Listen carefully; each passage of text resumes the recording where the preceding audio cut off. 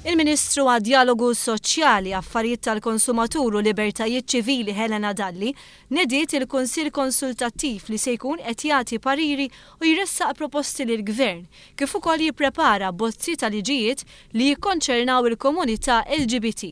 Il-Ministru Dalli ħabbret li l-Kunsill Konsultattiv se jkun magħmul minn għaqdiet mhux governattivi li jaħdmu fil-qasam tad drittijiet ta' persuni LGBT. L-għaqdiet mhux governattivi li se jkunu fuq dan il-Kunsill Konsultattiv huma il-Malta Gay Rights Movement, il-Grupp Kattoliku Drakma, l-Għaqda tal-ġenituri ta' persuni LGBT Drakma Parent Support Group, il-Grupp ta' Studenti Universitarji LGBT We Are, il-Fondazzjoni Aditus u LGBT Labour. L-ewwel priorità ta' dan il-Kunsill Konsultattiv se tkun li jipprepara bozz ta' liġi li permezz tagħha persuni tal-istess sess ikunu jistgħu jingħaqdu formalment f'unjoni ċivili.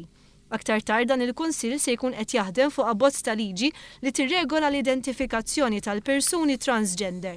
Il-Ministru Dalli qalet li l-Gvern diġà beda jħaddem politika li tassigura rispett sħiħ lejn id-diversità. Żidet tgħid li l-Gvern huwa kontra kull forma ta' diskriminazzjoni u qed jaħdem biex jeqret l-omofobija. Helena Dalli qalet li l-edukazzjoni u l-għarfien f'dan il-qasam irid jibda jingħata lil tfal sa minn età żgħira. Hija qalet li l-Gvern huwa impenjat li jieħu miżuri biex jindirizza bis-serjetà il-problema tal-fastidji u l-bullying fl-iskejjel.